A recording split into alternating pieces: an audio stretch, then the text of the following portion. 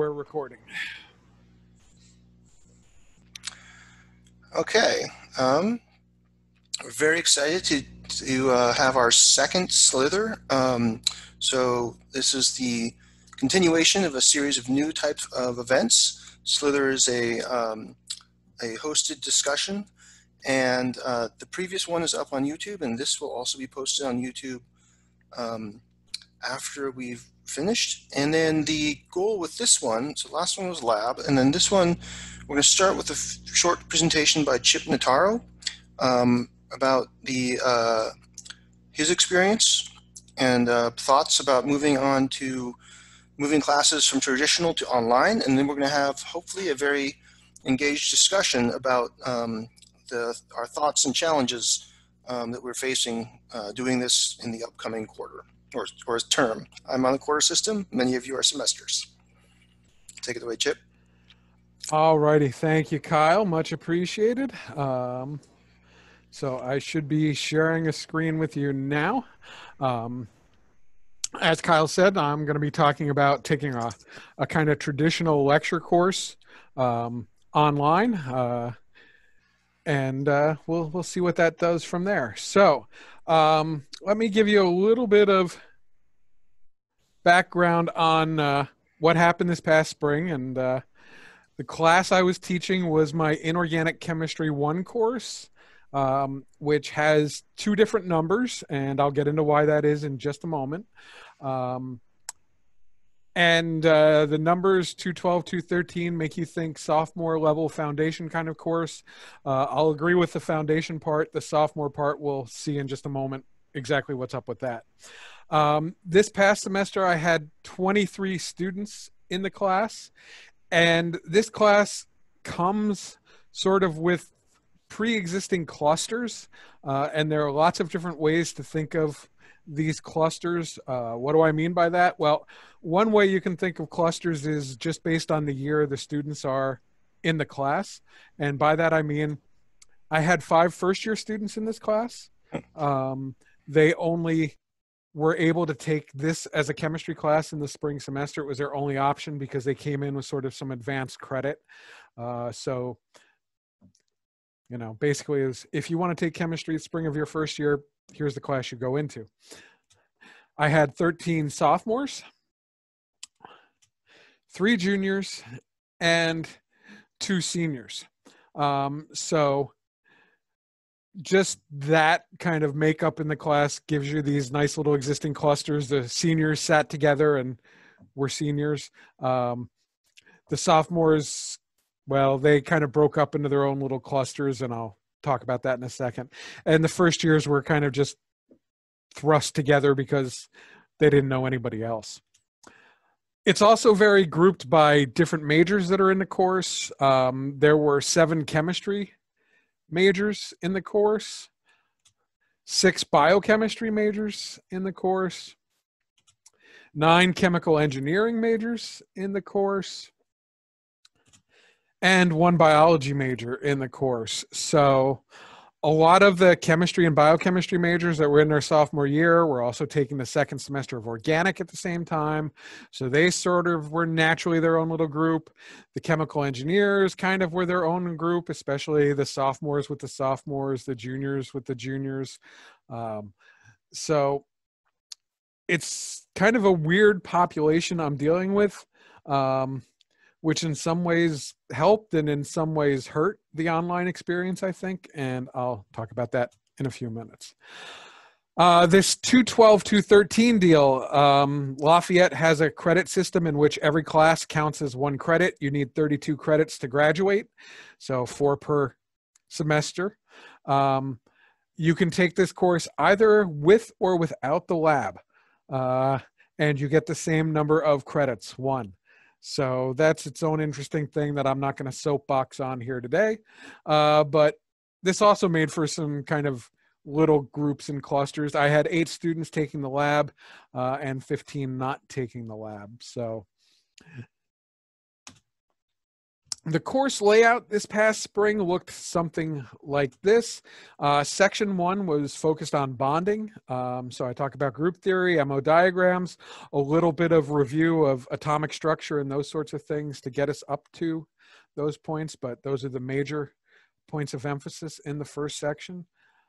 The second section is solid state and materials. The third section is coordination chemistry. And of course, what fun would it be to go through a pandemic without deciding beforehand that you wanted to change a quarter of your course? So the fourth section, I decided I wanted to introduce some bioinorganic, and I still did it. I don't really count it as being like, this is what the course is going to look like in the future, but I do get enough biochemistry majors that wind up in this class that I thought it was important to kind of show them some relevance of inorganic chemistry to the classes they're going to be taking in their future. The course calendar goes something like this. Each section gets approximately the same amount of time, so I split the semester up into roughly equal quarters. 4 exams total, so each section gets its own exam, with the final being the 4th exam, but also including some cumulative aspects to it. So it's not entirely the same as the previous 3 exams, but still very heavy emphasis on the 4th section of material. So the official shutdown came pretty much right after I had given the second exam. I gave the second exam the Wednesday before we were heading into spring break. So I had one more class after that exam. And by that time we knew, hey, you're going away for spring break and you're not coming back for 2 weeks / the rest of the semester. So that was the time period I had to make my changes. So how did I go about and adapt? Well, it turns out that teaching this course every spring, I've taught it remotely before at ACS meetings. I did feel obliged to have class while I was at ACS meetings. So I've used Zoom before to teach class, and it worked for me from ACS meetings. So I kind of went with what I had done in the past. I was just doing it from my basement as opposed to a hotel in some large city. I've always felt that I could get away with that because I already had a classroom rapport with students. I once took an online class back in the early days of online classes, you know, ancient history, like around the year 2000. And I hated it. It was all online. I didn't know anybody. I didn't know the professor.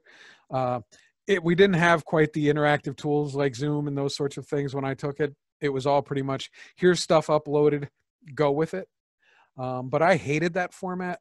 So when I started doing this at ACS meetings, I didn't want to do anything at all like that. So having that established rapport with students from a classroom, I think really helped a lot.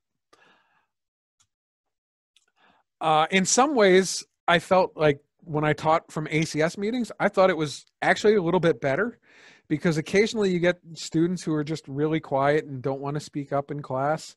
But I found that they would ask questions during Zoom meetings because they could just send their question anonymously to me.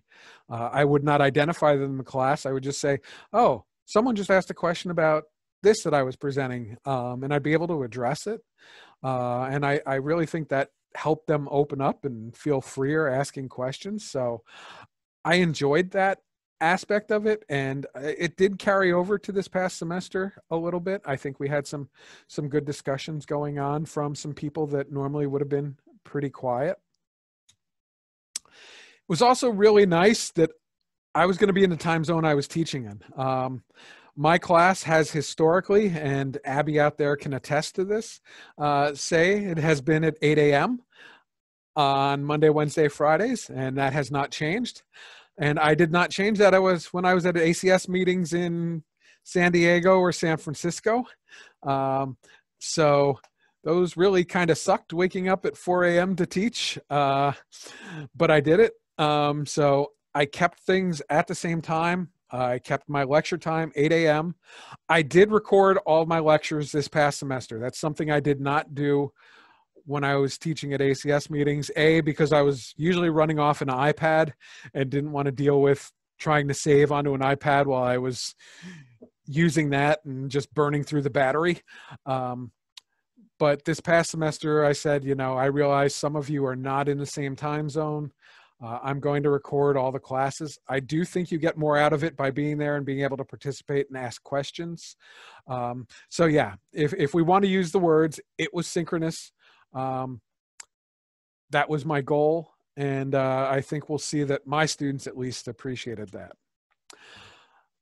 I do already use Zoom in every class. I know that seems really weird, and I'm talking pre-pandemic.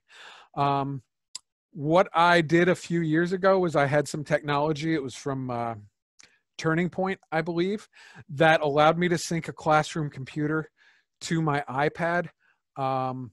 So I could drive my PowerPoints from my iPad and write on my PowerPoints, annotate them on the board, which gave me freedom from a computer up in the front of class.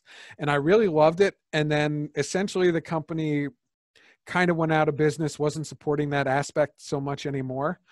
And when that change occurred, someone in our IT department said, well, you can do that with Zoom. I said, oh, okay, so let's give it a shot. And we worked it out. So I've been using Zoom in class for probably 3 or 4 years. The absolute plus to that was I got an unlimited account back when unlimited accounts were something, and I had it. I fought vigorously every year. Like, no, I still need that unlimited account. I can't do 40 minutes. My classes are 50 minutes. I use it through the entire class. So when we were first struggling with people having, the unlimited Zoom accounts, I was sitting pretty, enjoying life because I had my unlimited account and used it. So, fortunately that went away for everyone, but so I continued pretty much as is, with some modifications to lecture. I think things slowed down a little bit. I did share my slides with students ahead of time and again recorded things for them. And I did use things like breakout rooms, where I would give the students something to work on and just randomly assign them to breakout rooms. With 22 students, I would usually try and put them in groups of about 4. Quite honestly, I reviewed a bunch of shark movies. That's a good hint that I'm a nerd. I tried to get enough breakout rooms that I could use one of my random die from Dungeons and Dragons and use it to choose breakout rooms to present something at random.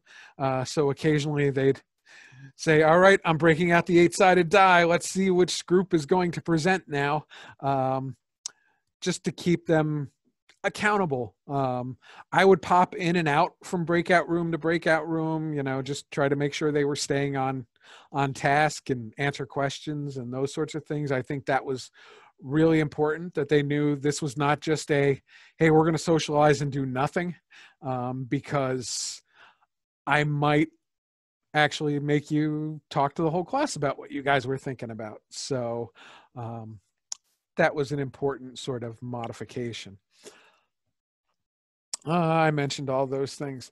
For office hours, I have never held to a set office hour policy. I have always done office hours as, email me ahead of time or just show up, and if I can meet with you, I will. I see a question there from Barb and from Abby, so let me pause just a moment. The Zoom, I know there's an official number without unlimited accounts. I think unlimited accounts are up to 400. Somebody might be able to correct me on that. It's a big number.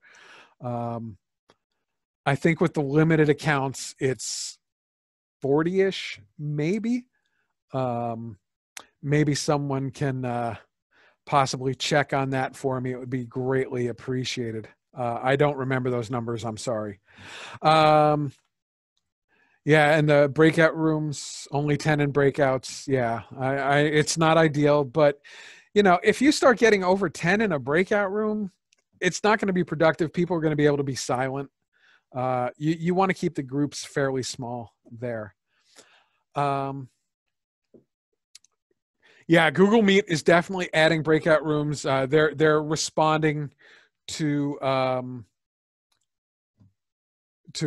Zoom basically and trying to put them out of business. There's something else new. I think it's called I want to say junk board or something like that, where you're going to be able to share Google Slides. Jamboard, there it is. Thank you.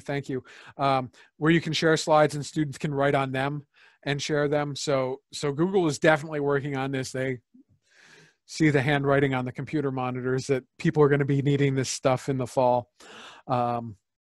So I do expect Google Meet to be improving a lot of things as we get going. If I missed anything, I'll come back to them. So office hours, generally students did it by appointment. They would just email me and say, hey, are you free? And we'd set up a Zoom meeting. Sometimes it would be with 2 or 3 students at a time, which was great. But that's what I did for office hours. So how did I go about assessing students in this mess? I had problem sets. That was something I did beforehand. I did after going to the COVID model. I usually did 2 problem sets per unit. These are sets I created, posted on our course delivery system, which is Moodle. Students would answer. We'd have 2 problem sets per unit, and students would email me ahead of time their answers, and I would choose some and present their answers in class and have them talk about what their answers were, why they would answer it. They'd answer questions from me and from fellow students. In regular class, I always encourage them to take notes on their problem sets in a different color pen or pencil. Obviously here, they just sent me original pictures of their problem sets, so they could do whatever they want, and I would just grade their original problem sets. Problem sets are pretty much graded on the, hey, you gave it a legitimate chance, or no, that's not really any kind of a real answer, or you just didn't do it kind of scale. So sort of a 1, 2, 3 scale. So I didn't really make too many changes to the problem sets other than making sure they emailed me things ahead of time. The students not in lab have to do presentations. We did those on Zoom. I didn't love it, but it wasn't terrible. I think the students adapted pretty well. We didn't have any real technology issues, which was great. Occasionally we'd get a pet walking through or a sibling making a little noise in the background. But, you know, given the circumstances, I thought it went really smoothly. I'm not going to talk about lab. You can check our SLiTHEr from last week where Kyle talked about some great stuff. There's some things on Viper you can check out. But yes, I did have to adapt to lab. As far as exams went, my wife was in her first year, second semester of adjusting to teaching at the college level. She has, yeah, someone put that YouTube link in for Kyle. That'd be great. She had been a high school teacher, but she moved to Moravian College. And I saw her struggling. She teaches math. She was teaching statistics. She was trying to get her exams set up in, they use, oh shoot, why did it just leave me? They use some other course delivery system. That's not Moodle or Blackboard, but there's the one other one. D2L? No. Canvas? Canvas, there it is. Thank you. But she was really struggling with getting her exams on there, and her final was a nightmare. I didn't want to go down that road. I've had some experience using Moodle with quizzes. We use our general chemistry placement exam on Moodle. I did not want to go there. I just don't like Moodle's format for it. It's more of a headache than it's worth. So doing what I consider my normal exams just seemed impossible. The idea of sitting there and watching students just didn't seem feasible. And the second you go from monitoring them, it's, you know, it's a free-for-all. They're going to be talking to each other. So what could I do that would provide them with an intellectual challenge, and yet, you know, I wouldn't worry too much about cheating. I don't know that I had the proper solution. I am not an expert in this field. I am sure many of you had more creative solutions, but I essentially gave them literature discussions. I took, ideas from Viper, or I found a paper, and I just sent them a paper and said, hey, look, this is open note. Here's the paper. Here are some questions. Have at it. I thought the format was great. The students seemed to be appreciative of it. We'll see some comments in a few minutes. And I think it worked that way. So some results. Here are my exam averages. So the first exam was the hardest exam of the semester. The second, and then these are the two literature discussion exams. And you see the averages were a lot higher. Yeah, they might have talked with each other, whatever. I can give you some LOs on that, sure, Nicole.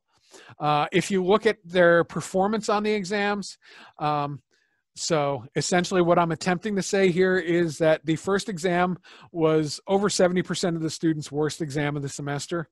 The last exam, which again was this lit discussion sort of idea, was the best exam for over 80% of the students in the semester. So yeah, the grades were higher.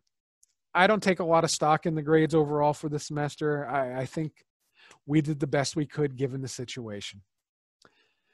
I got some great feedback. You're welcome to read these. The take-home messages were students liked structure. They really appreciated me trying to keep things as normal as possible, given everything was coming off the rails. So I appreciated those comments. I'm glad they liked it. I was really expecting a lot of, I can't believe you made us get up at 8 o'clock in the morning for this. So I thought that was great. I was told I had to have a sandwich thing in here in case anyone's coming in from Chem Jobber. So look at that, my favorite sandwich, Ferrocene. The future, I'm teaching Inorganic 2 in the fall. I have 11 students. At least one of them is going to be remote, as far as I know. I've had all of them in class before or in my research lab. So I think I'm going to run things very similar to what I did in Inorganic 1. So expect lit discussion, exams, lectures, discussions, those sorts of things happening via Zoom.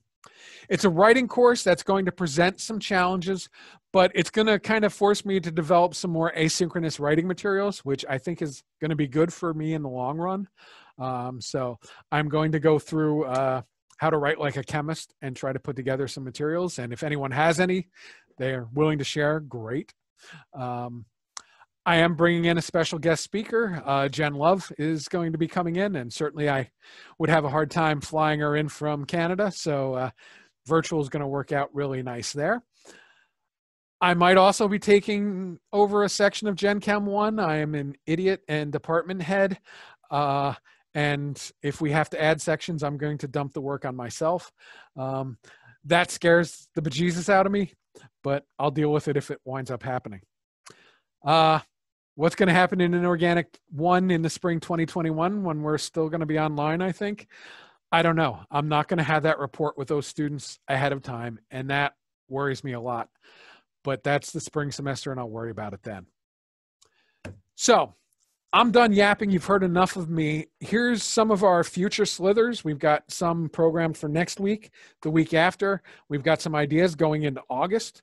Certainly flexibility on these. I think that's all I want to say. So please let me shut up and let the rest of you.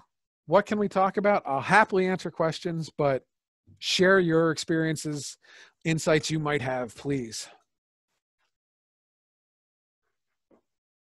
Okay.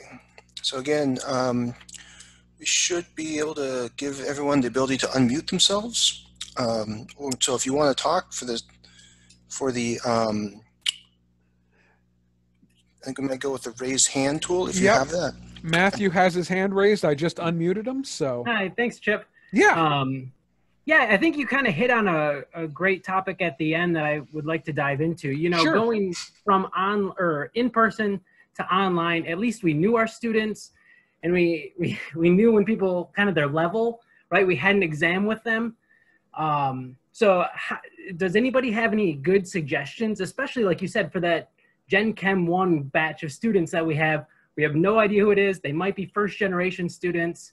How are people going to reach out to them and try to help bridge that gap? It's that honestly terrifies me, and the fact that, you know, I might be dumped into that in the next 2 to 3 weeks.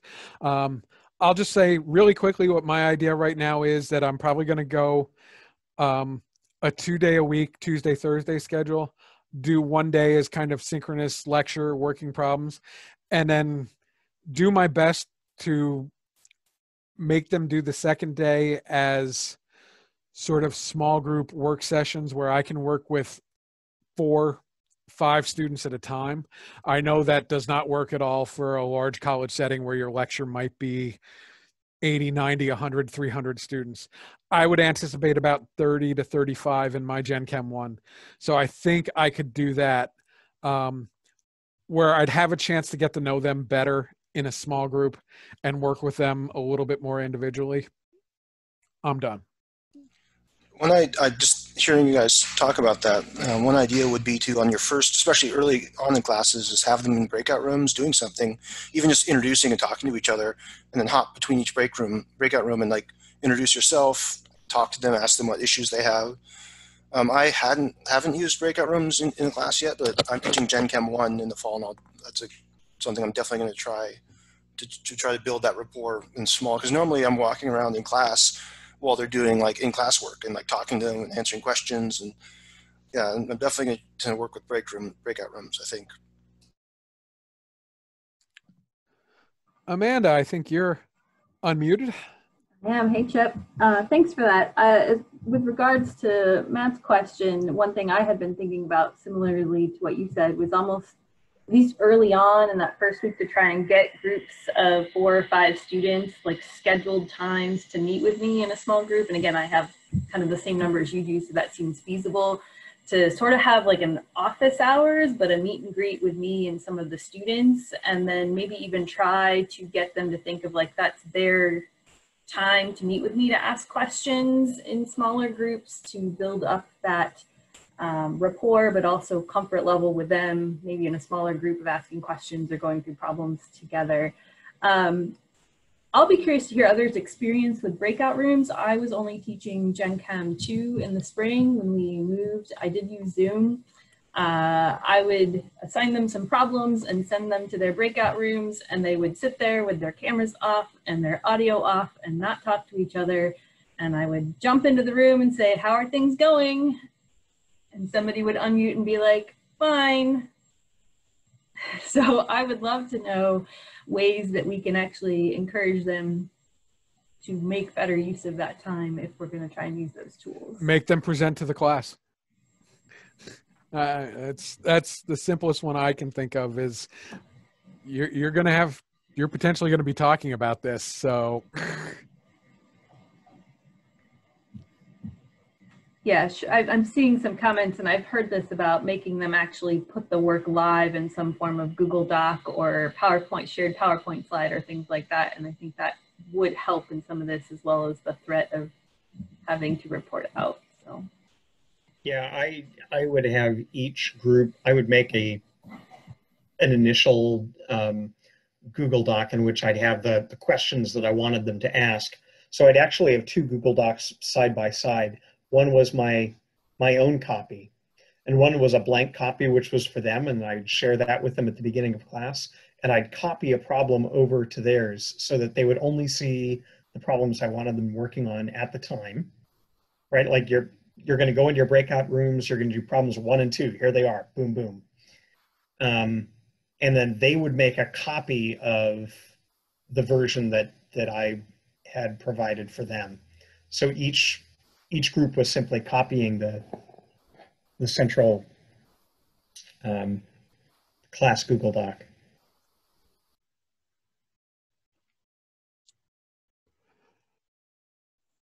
All right, Rebecca.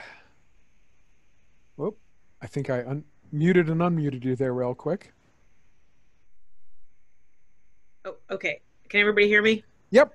Okay, cool. Hi everybody. I have 72 in my general chemistry class for engineers in the fall, and I have 35 in my bioinorganic. Yeah, I'm not sure how I'm going to handle building rapport with them. It is definitely on my mind, so I appreciate that you brought that up.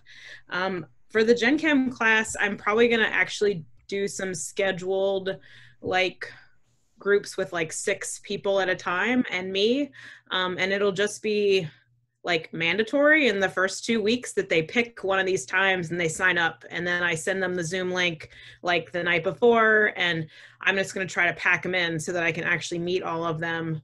I also am going to have use discussion boards as well as Piazza as a way for them to introduce each other. And Piazza is also a way for them to form teams. There's like a really great tool for forming teams in Piazza. So I'm definitely going to be doing that as well in the fall. Thanks. Those are good ideas. All right. Let's see. It looks like Julie's up next. I'm going to pick on her really quick just because my daughter was home visiting us from college at Baylor. She flew back today, and I got a report from her at the airport saying there's this one person wearing a TCU shirt who isn't wearing his mask in the terminal here, and she was very grumpy about it. So I'd be grumpy too. I'm going to have 165 in Gen Chem this fall. And I had about half that in the spring. And so I was really concerned about the rapport and everything. And so one thing I think, Rebecca, I don't know who mentioned it, but about going into the breakout room and them being, no video, no audio or muted, whatever. Now this fall, I can actually change my syllabus. And so I'm going to be saying things in my syllabus about the ground rules, essentially. But the biggest change that we're doing this fall is that we've never done this before. We've talked about it and we really wanted to, but we've never felt that we would have the support to do it. And that is using undergrad TAs in Gen Chem. And so I spent about a week, contacting students that we felt would be really, really good at this. And we're going to have pre-assigned breakout rooms. At least for my class, I'm going to have 2 different ones, I think, a Monday group and a Friday group. But we're going to have these undergrads, helping to monitor. And so they're going to be popping in. We think we can do it where they're popping into 3 or 4. And then I'll be popping in as well. And so that's the one thing we're hoping is going to really help in terms of keeping them engaged and having some accountability. Because I hate people, especially if you think you're just one of a crowd, not, just skating by. The other thing is that I don't know, I think this is going to happen, but initially, I want to meet people because it's really important. Students will do a whole lot for you if they know you as a person. And so we are going to try, all 3 of us are going to try hard to have outside office hours because it's hot in Texas. And we have some large rooms. We have some rolling big whiteboards. And we're just going to have, sit 6 feet away on the grass in the heat and maybe spray some water. I don't know. But I need them to see me. I need to see them. And that's super, super important. So if we can't do that, I'll have to figure out something else. But I like maybe scheduling them for a certain number of anyway. So those are the 2 biggest things that I think that we're going to do to help with that.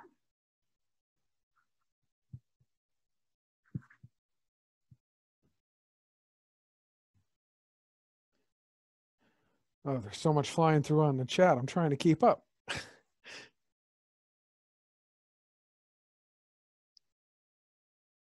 Thanks, Julie. Does anybody else have something that they want to, maybe something to take from the chat and bring to the Zoom chat, not chat? Yeah, I can share. This is Chantal from Cal Poly Pomona. One of my colleagues is teaching biochem this summer online, And one of the things she found that worked really well for exams, she keeps timed exams to try and minimize how much book looking up students are doing, but she doesn't, she allows the exams to be open note, open book, open written resources, no talking to each other. But each week she has students turn in a handwritten cheat sheet that they're allowed to use on the exam. And it's a way of kind of forcing students to study every week, but then they also view it as valuable because it's a quick way to reference during the exam. And so as the timing, she said, was critical to keep, and her exam scores were relatively comparable to what she had before lockdown as well in the spring. So I thought that was a really good idea. Did the system she used allow for easy accommodations? You mean for additional exam time and things like that? Yes. So we're on the Blackboard system, and we had a lot of issues with that. I think usually for exams that needed additional accommodations, she would set a different exam time or make an individual meeting with the student. The other trick she had was that she does a component multiple choice and a component that's short answer. So the key was to put all the, to put all the multiple choice first, and then have a deadline for the multiple choice before the deadline for the short answer, because otherwise students would run into upload problems, and then they would have problems with both the multiple choice short answer. Yeah, for my spring semester, what we just got out of, for the non-majors chemistry course, I had written my own test, and I had uploaded a PDF onto our, kind of like somebody just said in the comments. The problem with that is I should have broken it into questions, because what I found is I gave them an hour and a half to do the exam, or if they had accommodations, gave them longer. I found 10 of my 11 handwritten questions, most of them said, if Dr. Bork had 35 grams of this, I found those right on Chegg. So what I ended up doing is I had 100 points of kind of the question, open books, you know, do this test, hoping that they wouldn't cheat. And then I did a half an hour Zoom oral exam, which was great. And I really hashed out who knew what. But that was kind of my first problem with going online, is I had no way to assess if anybody was learning after I found out that they were cheating. And so it just crushed my morale when it came to teaching online.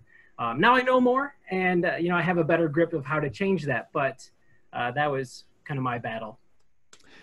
And we'll get to Rebecca in just a quick second, but if Jeff is still here, can I get an amen, brother? Chegg is the devil. Amen. All right, Rebecca, Amen. What do you got for us? So we had a lot of issues with that too, and the yeah, the challenge that is Chegg, and I wanted to tell you all just a story about something that happened in my general chemistry class in the spring. It was an honors second semester Gen Chem, and my department relatively unilaterally decided to do the strict 70 question 110-minute ACS exam. And it was going to be delivered through Blackboard, relatively strict. And my students, I already knew within a couple of weeks that exam was blown, essentially, and there was going to be nothing secure about it. I also knew that the majority of my students actually preferred short answer questions. So I modified the questions that were provided from ACS, and I created a short answer version of the final. And I gave my students the choice. Which one did they want to take? The multiple choice exam that had a time limit, or the short answer exam where they had to upload handwritten solutions to and explanations to relatively difficult equilibrium, you know, weak-based titration problems. I mean, it was not a simple exam, but the ones that got it, they really, really got it. And I could really tell by their answers that they had learned that material. And so it was very reassuring at the end. And then at the very end of that, both of exams, I asked them, why did you choose the type of exam that you chose? And very interestingly, the ones that chose the short answer, which was about 85% of my class, they said they felt like they didn't want the pressure of the time limit for the multiple choice. They also wanted to feel like they had more time, because it was open book, to solve the harder problems, and then they didn't want to be anxious about having to get their answers submitted. The ones that chose the multiple choice version and said that was their preference, they essentially said things like, I use the answers in the multiple choice to try to figure out what the right answer is. You know, I like work backwards. And I'm like, so essentially what I was testing them, and really this is what I think we're testing them when we use multiple choice online, is we're testing how well they can take the test, number one. And then two, we're testing how well they can Google the answer, because so many of the questions are going to be blown anyway. And so why not ask questions that are considerably more open-ended and not only require a numerical answer with work shown, but an explanation. Why is this answer reasonable? Why is this something that we would expect to see? What if this was the result and then that's not what you saw happen? So for the fall, I'm gonna poll my students at the beginning and try to determine if they're able to upload videos. And I'm gonna have them submit video explanations of their answers to exam questions. So it's gonna be testing a whole nother level. And this is something I would never have done in a regular semester, but you know, we have the capacity to do it now, right? I mean, this is one of the benefits of being fully online, is that we can ask our students, create a video explaining your answer to this question.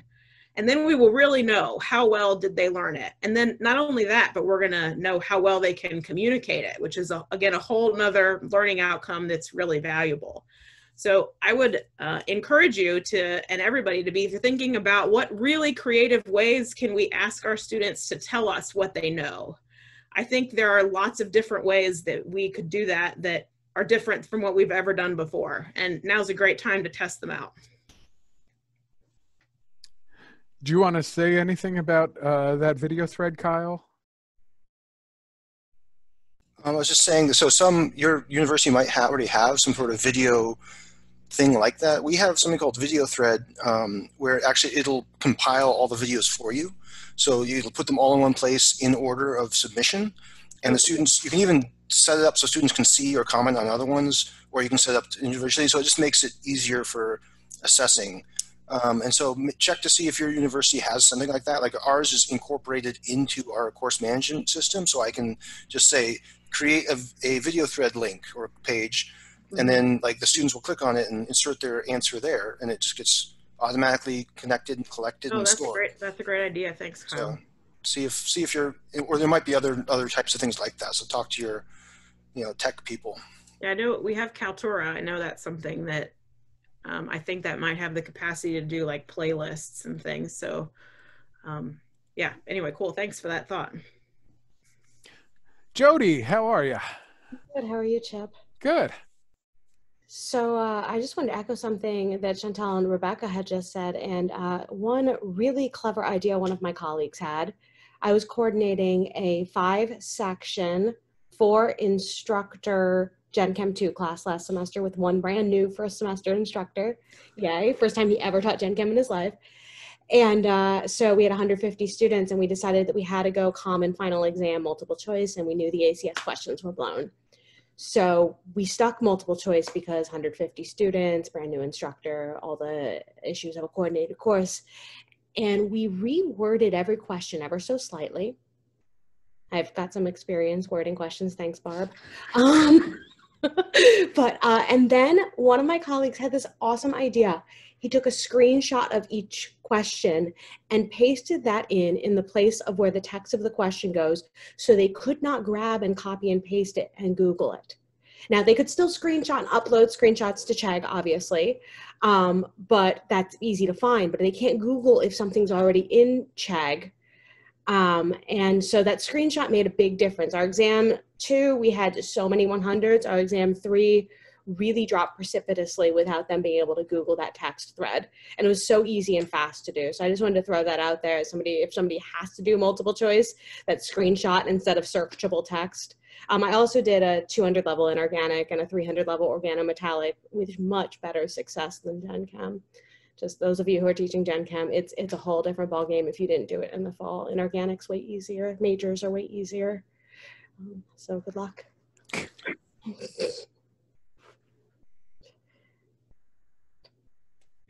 Remute me. Yeah, unfortunately, one thing that I found was that a lot of these techniques of writing these very open-ended exams that ask the students to provide a lot of information are considerably more challenging to grade. And one semi-solution I found to that was using GradeScope and asking them to submit their answers with only one question per page, so that it was really easy to go through and use GradeScope's algorithm to find each individual question. Worked out pretty well.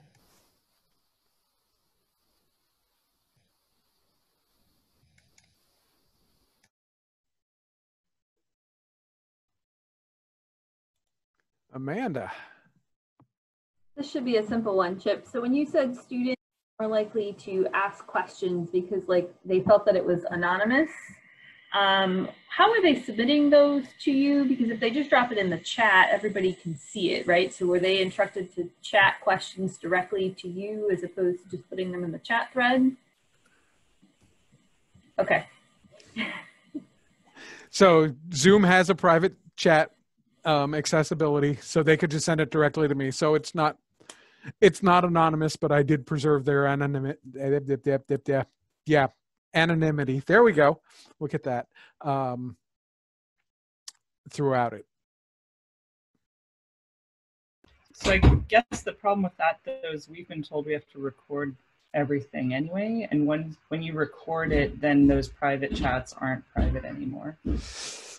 Yeah, it takes them a while to figure that out, though.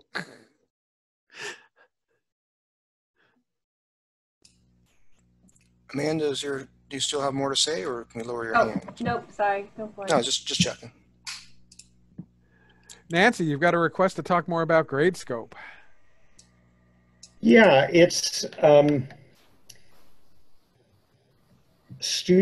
it can be linked to course management systems, and students submit homeworks or lab reports or exams or whatever as a PDF.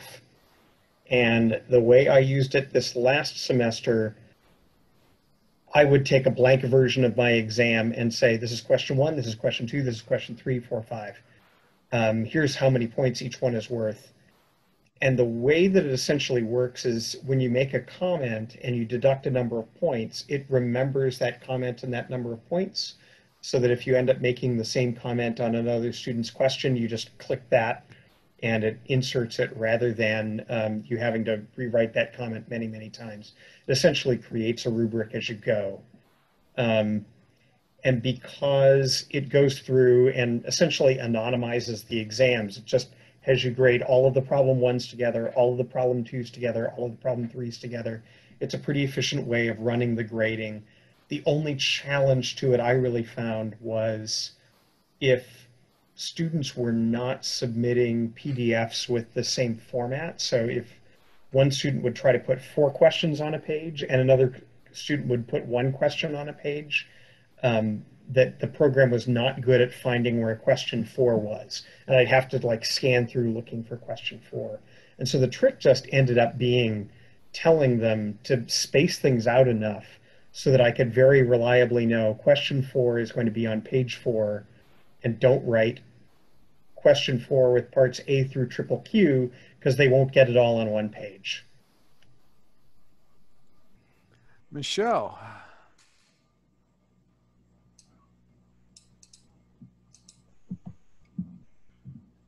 I think Michelle's muted still. I accepted your request, but it didn't automatically do it. So in response to the sort of discussion about anonymous questions in Zoom, I taught Gen Chem this spring. I had 60 students, and I taught asynchronously because I teach at 8:50 on the East Coast, and I have students in California, I have students in China, and they were not going to show up for class. And so what I actually do in a normal class is I have something called the question box, and I just go into Moodle, which is our LMS. I set up an anonymous feedback. I call it the question box, and I tell students to put their stupid questions there if they think they have a stupid question, because they don't, et cetera, and so forth. And usually I answer those questions at the beginning of the next class, so it's asynchronous, and then it allows me to actually do some just-in-time rearrangement of my lectures as well. And so what I ended up doing when we switched to remote education, remote learning, whatever we're calling it, I set up a Moodle book. And then for each week, I could set up a chapter of the book. And so I could paste in the question, I could answer the question. Because I was doing it online, I could put videos, I could link to Viper tools, I could do all kinds of stuff. And that actually allowed students to go back and look at other students' questions while they're working on homework and stuff as well. So it's not a synchronous solution, but it's a way to do anonymous question gathering from students in this kind of situation.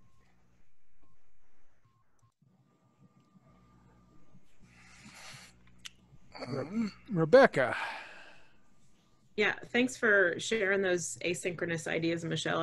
I'm actually just curious how many of you are thinking about asynchronous versus synchronous, and maybe like why you're opting to go one way or the other. I had to pretty much go 100% asynchronous for a very similar reason, that I had people in my class from all over the world and I couldn't require attendance anymore. It was just not possible. And it's also not the same to just offer you know, a recorded synchronous lecture and say, watch this 60-minute thing of me talking at a screen. That it's a totally different thing. I mean, asynchronous requires a whole lot of different thinking, right? I think we all know that. So I'm curious how many of you are doing which and for what? I mean, I see some answers Kyle just put in the chat.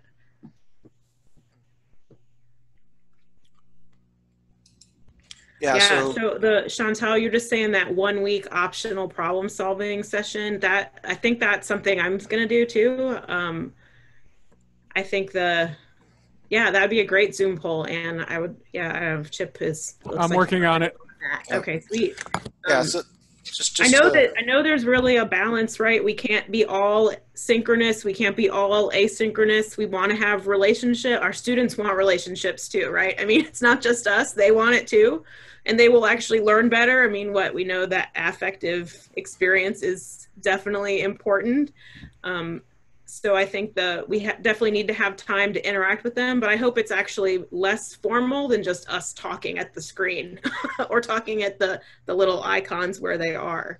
Hopefully it can be. Oh, Nicole, yours is like going to be flipped. That's kind of what I'm thinking about for Gen Chem too.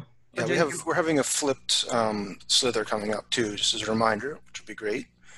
But yeah, so I mean, one of the problems that at least our institution is having is that we have about 6 different options for how we can label our class, but we have to do it as per label. And so, so for Gen Chem, we decided as a group we're going to do synchronous, but then figure out ways of accommodating the students who are not in the time zone. But then I've done asynchronous for upper division too. So the poll is out there, so please vote. Curious. So blended is like you have some synchronous and some asynchronous, and we have a lot of that for a lot of our courses scheduled for next fall, for at least for DePaul. Many courses are what's called, they have a terrible name for it, which is online hybrid. The hybrid doesn't refer to being hybrid online, it means hybrid being synchronous asynchronous. But we have some in person, some on fully remote asynchronous, some hybrid online, some fully synchronous online. Every class is different. The registration for the next SLiTHER will probably be going live tomorrow, I would imagine. So.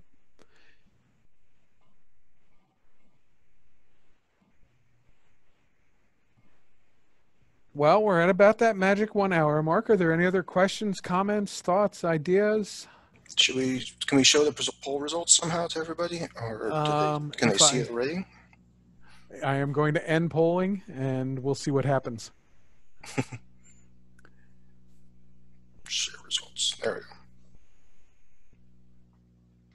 So a mixture of everything. You can see that a lot of people are doing this blended kind of mix of everything, but then a good portion are still doing synchronous, right?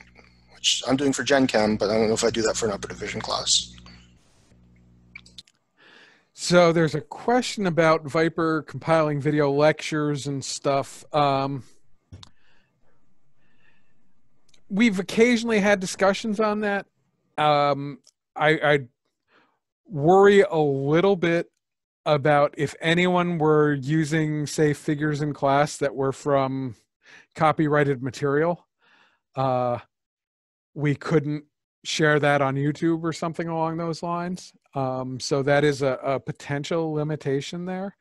I think my idea to what the best solution there would be, feel free to use the Discord. And if you're not a Discord user, I'd encourage you to do so.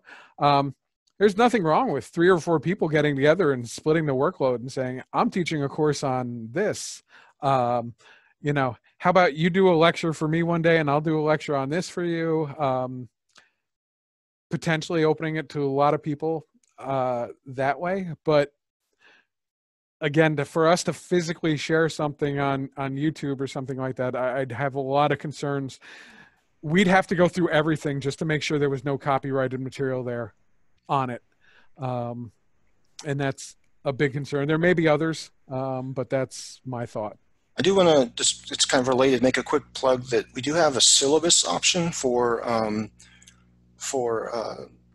putting things on Viper. And so as you make your syllabi for online remote teaching, those would be interesting to see.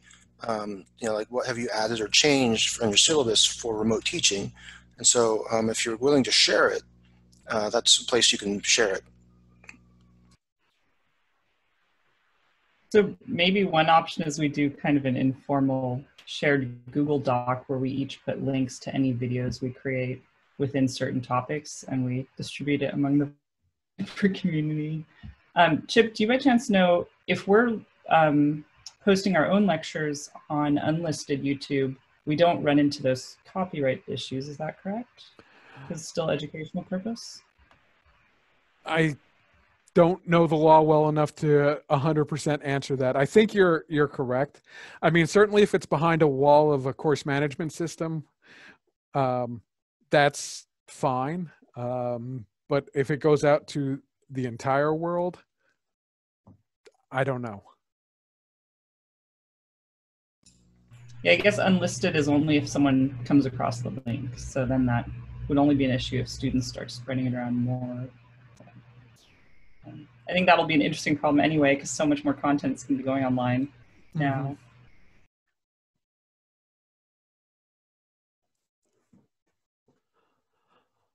All right. Well, I am going to end the recording at this point. Thank you all for attending. I hope we got something out of it. At this point, I think Kyle is going to dump a very brief survey into the chat. Please give us feedback. This is just our second one of these. So we certainly have room to grow this more. We've got more planned. It's been great getting to see people come out to these. And we hope you'll attend some more in the future and we all gear up for whatever the fall brings.